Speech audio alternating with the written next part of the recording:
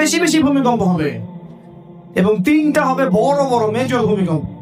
একটা পৃথিবীর পূর্ব দিকে, মানে এমন ভূমিকম্প হবে যে জমিন পড়ে যাবে নিচে, জমিন ঢুকে যাবে ভিতরে। একটা পৃথিবীর পূর্ব দিকে। পৃথিবীর পূর্ব দিক কোনটা ভাই? এই যে আমাদের পুরো কন্টিনেন্ট, তারপর পুরো সাবকন্টিনেন্ট সহ শুরু করে এই পুরো কন্টিনেন্টটা হচ্ছে পূর্ব দিক পৃথিবীর। এখানে একটা বড় ভূমিকম্প হতে যাচ্ছে, আল্লাহ জানেন কবে, আমরা জানি না কবে, কিন্তু হবে। হাদিস এসেছে, কিছু পাপের কারণে এটা আসে, সেটাও হাদিস এসেছে। অশ্লীলতা, বেহায়াপনা, মানুষ যখন মদকে হালাল করে নিবে, বাদ্যযন্ত্রকে হালাল করে নিবে, তখন এই পাপগুলো আসবে, এই শাস্তিগুলো আসবে। আরেকটা হবে পৃথিবীর পশ্চিম দিকে, ওই যে যেই পশ্চিমা সভ্যতায় মানুষ এখন প্রবাসী হচ্ছে, ওখানে সুখের সন্ধানে গ্রিন কার্ড, নিজের দেশকে প্রতিভা দেয়া বাদ দিয়ে অন্যকে প্রতিভা দিয়ে আসছি। আমি গিয়েছি, প্রয়োজন পূরণ হচ্ছে, চলে আসতে হবে। দেশ ভালো না, জনগণ ভালো না, সরকার ভালো না, পরিবেশ ভালো না, এই করে করে দেশকে অবজ্ঞা করে বাইরে গিয়ে পড়ে থাকতে হবে? নিজের প্রতিভা, নিজের যত স্কিল আছে, এটাকে জনগণকে দেওয়া যাবে না? রাষ্ট্রকে দেওয়া যায় না? দিয়ে নিজের দেশকে এগিয়ে নেওয়া যায় না? অন্যের দেশে আমি আমার শ্রম, আমার মেধা, আমার প্রতিভা দিয়ে ওদেরকে উন্নতি করা আমার কি জন্য? এবং এমন একটা সভ্যতাকে উন্নতি করাচ্ছি যারা ইসলামের প্রকাশ্য দুশমন। সারা বিশ্বের প্রত্যেকটা মুসলিম কান্ট্রিতে এরা বোমাবাজি করে মানুষকে হত্যা করছে।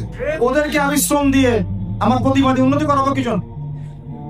আমি আমার দেশকে উন্নতি করাবো, আমার দেশকে আমি মেধা দিব, আমার শ্রম দিব, আমি আমার রাষ্ট্র, আমার সরকারকে, আমাদের যে পরিবেশ আছে এখানে আমি উন্নতি করবো, যাতে করে আমাদের এখানে দুর্নীতি কমে যায়, ভালো কিছু হয়। কেন করা যায় না? সমালোচনার সংস্কৃতিতে আমরা অভ্যস্ত বেশি। এটা ঠিক হচ্ছে না, এটা ঠিক হচ্ছে না, তাই না? এটা ভালো না, এটা ভালো না। আরে ভাই, আমি নিজে করলাম নাকি? আমি কি করছি আসলে? আমরা তো একটা দেখবেন, গভর্নমেন্ট একটা প্রজেক্ট আসলে জনগণ আমানত রক্ষা করতে পারে না, অনেক সময় দেখবেন সরকারি মাল ধরে যাবে না, তাই না? এটা আমার খেয়াল হলো না, খেয়াল উভয় পক্ষই করে, জনগণও করে। অনেক সময় দেখা যায় উপর থেকে একটা হাতি আসছে, আস্তে আস্তে আস্তে আস্তে মাছি হয়ে গেল। কথা বুঝতে পারছে? উপর থেকে একটা হাতি আসার কথা ছিল, আস্তে আস্তে আস্তে আস্তে মাছি হয়ে গেছে। এখানেও খেয়ানত হচ্ছে, যখন মাছিটা আসলো, এই মাছিটাকে সবাই লুটে পুটে খেয়ে শেষ করে। এটাও জনগণের খেয়ানত হবে। তা আমরা যদি উভয়ে এরকম হয় তাহলে তো হবে না। উভয়কেই ইমানদার, মুত্তাকি এবং কোরআন বলা হতে হয়, সুন্নাহ বলা হতে হয়। আমি আমার শ্রম, আমার মেধা, আমার প্রতিভা, এগুলো আমার সবার আগে হক রাখে আমার পরিবার, আমার সমাজ, আমার রাষ্ট্র। আপনি এগুলো বাইরের মানুষকে দিয়ে আসছেন কি জন্য? এমন কাউকে দিচ্ছেন যারা ইসলামের প্রকাশ্য শত্রু। এরা পুরো ওয়ার্ল্ড ওয়াইড মানবতার শত্রু, শুধু ইসলামের শত্রু নয়। যেখানে লা ইলাহা ইল্লাল্লাহর গন্ধ পাবে সেখানেই তারা শুরু করে দিবে ফাসাদ। তারা দেখতে আসে না কে হানাফি, কে আহলে হাদিস, কে শাফিঈ, কে হাম্বলি, কে চরমনাই, কে আকশি, তাদের কিছু দেখতে আসে। তারা দেখবে যে সে লা ইলাহা ইল্লাল্লাহ বলেছে কি বলে, ব্যাস। তো ওই যে যেখানে আমরা রঙিন স্বপ্ন দেখছি, ওই সভ্যতা ভূমিকম্পে ধ্বংস হবে, হাদিস এসেছে। দ্বিতীয় ভূমিকম্প পশ্চিমে। আর 3 নাম্বারটা হচ্ছে কোথায়? 3 নাম্বারটা আপনার মাঝখানে, পৃথিবীর মাঝখানে জাজিরাতুল আরবের এই কন্টিনেন্টে একটা ভূমিকম্প।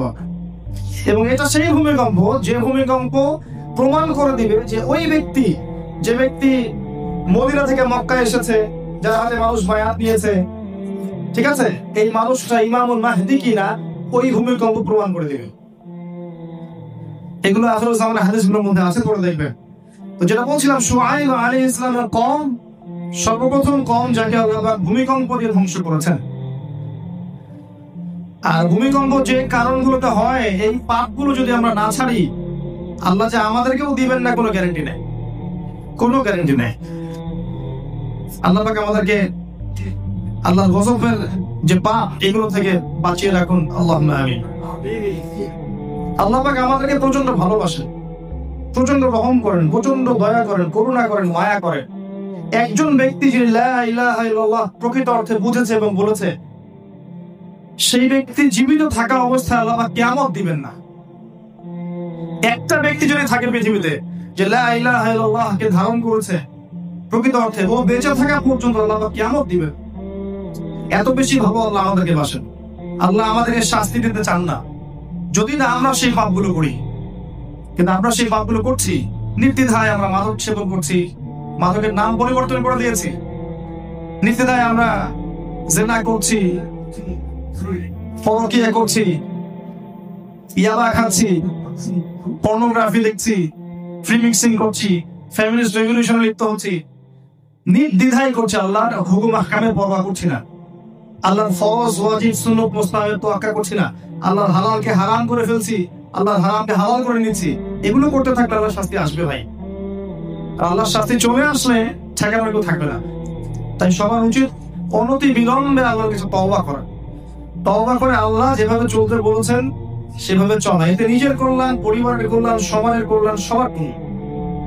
আমরা তওবা করি আল্লাহর কাছে, আস্তাগফিরুল্লাহাল্লাযী লা ইলাহা ইল্লা হুয়াল হাইয়ুল কাইয়্যুম ওয়া আতুবু ইলাইহি। বলেন আস্তাগফিরুল্লাহাল্লাযী লা ইলাহা ইল্লা হুয়াল হাইয়ুল কাইয়্যুম ওয়া আতুবু ইলাইহি, আস্তাগফিরুল্লাহাল্লাযী লা ইলাহা ইল্লা হুয়াল হাইয়ুল কাইয়্যুম ওয়া আতুবু ইলাইহি।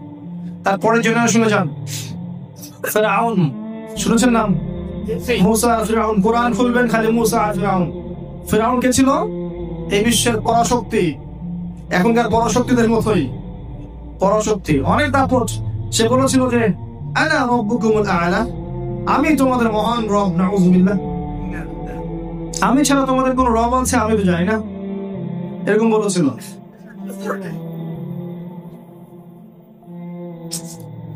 তো আল্লাহ পাক কি করেছেন দেখেন, এখানে একটা চমৎকার মেসেজ আমি আপনাকে দিব ইনশাআল্লাহ।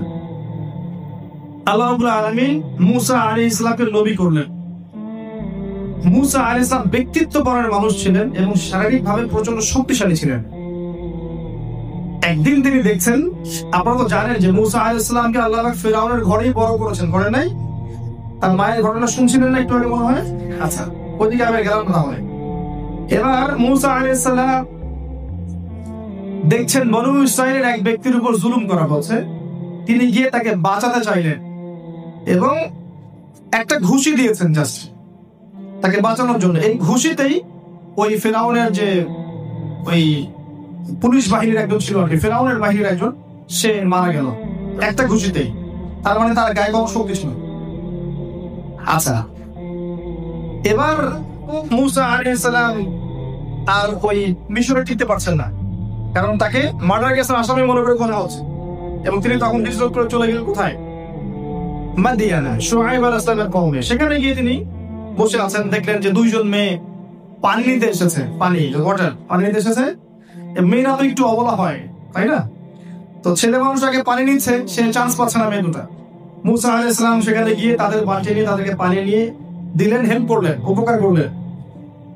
তো এই মেয়ে দুটো বাসায় ফিরে গেল। এই ফাঁকে মুসা আলাইহিস সালাম একটা গাছের নিচে বসেছেন, বসে তিনি আল্লাহর কাছে এই দোয়া করছেন, রব্বি ইন্নী বিমা আনজালতা ইলাইয়া মিন খায়রিন ফাকির। হে আল্লাহ, তুমি আমার কাছে আমার প্রতি যে অনুগ্রহ পাঠাবে, যে নিয়ামত পাঠাবে, এর জন্য আমি ভিখারি হয়ে বসে আছি। কারণ তার তখন বাড়ি নাই, থাকার জায়গা নাই, কিছুই নাই, হিজরত করে এসেছেন। ঠিক এমন অবস্থায় ওই দুই মেয়ের একজন মেয়ে হেঁটে হেঁটে আসছেন। আল্লাহ পাক এই কোরআনের মধ্যে আমি বললাম একটা বিষয় বলা আল্লাহ পাক বাদ দেননি, ওই নারী কিভাবে হেঁটে এসেছেন আল্লাহ পাক কোরআনে সেটাও বলেছেন। সুবহানাল্লাহ, আল্লাহ কোরআনে বলেছেন যে সে লাজুক ভঙ্গিতে হেঁটে আসলো। সুবহানাল্লাহ, এই যে মেয়েদের হাঁটার মধ্যে যে পর্দা আছে, এখনকার জেনারেশন কে বোঝাতে পারবেন? বোরখা পরেও এমন ভাবে হাঁটবে যে হাঁটার কারণে পর্দাটা ছুটে গেছে। এই পশ্চিমা ধাঁচে গড়ে ওঠা এই মেয়েদের, যারা ফেমিনিস্ট রেভলিউশনে বিশ্বাস করে, এই মেয়েদেরকে আপনি মুসা আলাইহিস সালামের মেয়ে, মুসা আলাইহিস সালামের স্ত্রীর হাঁটা শেখাতে পারবেন? শুআইব আলাইহিস সালামের মেয়ে ছিলেন তিনি, পরে এই মেয়ের সাথে মুসা আলাইহিস সালামের বিয়ে হয়েছে। এসে তিনি বলেছেন যে বাবা আপনাকে ডাকছেন। লাজুক ভঙ্গিতে হেঁটে তিনি মুসার কাছে এসে বলেছেন বাবা আপনাকে বাসায় ডাকছেন। এবার মুসা আলাইহিস সালাম সেই বাসায় গেলেন, সেখানে দেখলেন শুআইব আলাইহিস সালাম, তিনিও নবী, তিনি তার এই মেয়ের সাথে তার বিয়ে দিলেন। একজন মুত্তাকি, দিনদার, পরহেজগার মানুষ এইরকম মেয়ে পাবে জীবনে ইনশাআল্লাহ। আর যে ছেলে মুত্তাকি না, পরহেজগার না, যে এখনকার এইসব পর্ন, মাদক, জুয়া, লটারি, বেনামাজি, কুফরি, শিরক, বেদাতে ডুবে আছে, এই ছেলে কখনো এরকম মেয়ে পাবে না জীবনে। তো নিজে ভালো হলে এরকম মেয়ে পাবেন ইনশাআল্লাহ। তো তাদের বিয়ে হলো। মুসা আলাইহিস সালামকে মোহর নির্ধারণ করা হয়েছে 8 বছর চাকরি করতে হবে। শুআয়ব আলাইহিস সালামের ফার্মে 8 বছর চাকরি করতে হবে। যদি তুমি চাও আরো 2 বছর বাড়াতে পারো। যাই হোক, মুসা আলাইহিস সালাম এইখানে নবুয়ত পেয়েছেন তুফানে। এরপর যখন তিনি ফেরাউনের কাছে গেলেন, আল্লাহ পাকের কাছে তার আগে দোয়া করলেন যে আল্লাহ, আমি তো সেখানে অলরেডি একটা অপরাধ করে এসেছি, আমি যদি সেখানে যাই ওরা তো আমাকে মেরে ফেলবে। আমার সাথে আমার ভাইকে নবী করে দেন। হারুন আলাইহিস সালামকেও নবী করা হলো। মুসা আলাইহিস সালাম একটা দোয়া করলেন, রব্বিশ শরহ লি সাদরি ওয়া ইয়াসসির লি আমরি ওয়াহলুল উকদাতাম মিন লিসানি ইয়াফকাহু কওলি। আল্লাহ, আমার কলিজাটা বড় করে দাও, বুকটা প্রশস্ত করে দাও, সাহস দাও। কারণ ফেরাউনকে দাওয়াত দিতে কি লাগবে? সাহস লাগবে না? সাহস লাগবে। আমাকে সাহস দাও, আমার মুখের জনতাগুলো দূর করে দাও, ঠিক আছে? আমার কাজগুলো সহজ করে দাও, যাতে করে মানুষ এবং ফেরাউন আমার কথা বুঝতে পারে। পাঠিয়ে দেওয়া হলো। 9টা মুজিজা মুসা আলাইহিস সালাম দেখালেন। বড় বড় 2টা জানেন তো, লাঠি ছুঁড়ে মারলে কি হয়? সাপ। আবার এই যে এখান থেকে হাত বের করলে আলো বের হতো। ওই যে আল্লাহ পাক বক্ষ প্রশস্ত করে দিয়েছিলেন, আল্লাহ পাক কলিজায় নূর দিয়েছিলেন। কি দিয়েছিলেন? হাত বের করছেন, আলো বের হচ্ছে। আপনার সায়েন্স বিশ্বাস করবে? বিশ্বাস করবেন? করবে না। তারা বলবে এগুলো রূপ কথা, তাই না? এগুলো কোরআনের কথা। এরপরে তিনি দাওয়াত দিলেন, ফেরাউন দাওয়াত কবুল করলো না। আপনারা জানেন ফেরাউন তার দলবল সহ বনী ইসরাইলকে অ্যাটাক করলো। আল্লাহ পাক লোহিত সাগরে তাদেরকে একত্রিত করলেন না, সমস্ত ফেরাউনের সদস্যদেরকে আল্লাহ পাক ফেরাউন সহ লোহিত সাগরে এক মুহূর্তের মধ্যে ডুবিয়ে মেরে ফেলেন।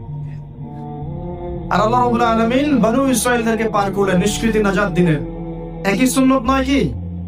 ওই নূহ, ওই আদ, ওই সামুদ এবং শুআয়ব সমস্ত নবীদের একই সুন্নত নয় কি? যারা মেনেছে আল্লাহ উদ্ধার করেছেন, মানে নাই দলবল সহ ডুবিয়ে দিয়েছেন দুনিয়াতে। এমনকি ফেরাউন তখন বলেছিল যে আমানতু বিরব্বি হারুন ওয়া মূসা, ডুবতে ডুবতে বলছে যে আমি হারুন আর মূসার রবের প্রতি ঈমান আনলাম। তখন আল্লাহ বলেন, আলান, এখন ঈমান নিয়ে এসেছো? তখন আসাইতা মিন ক্বাবল, এর পূর্বে তুমি উদ্ধত ছিলে, অহংকারী ছিলে, অবাধ্য ছিলে। তবে আজকে আমি তোমার এই বদন শরীরটাকে আমি রেখে দিব, সংরক্ষণ করবো, লিতাকুনা মিন খালফিকা আয়া, যাতে করে তোমার পরবর্তীদের জন্য তুমি নিদর্শন হতে পারো। এই ফেরাউনের এই যে লাশ কবে উঠেছে? কত সালে? 1896 কি 97 সালে উঠেছে এই যে সাগর থেকে। তার মানে আপনাকে একটা ইন্ডিকেশন দেওয়া হচ্ছে যে এর পরবর্তী বিশ্বে ফেরাউনের রাজত্ব চলবে এবং তাদের জন্য এই লাশটা হচ্ছে দৃষ্টান্ত। আপনাকে নিদর্শন দেওয়া হয়েছে অলরেডি। ফেরাউনের লাশটা কি পরবর্তীদের জন্য নিদর্শন, যে ওরকম হলে এই পরিণতি হবে।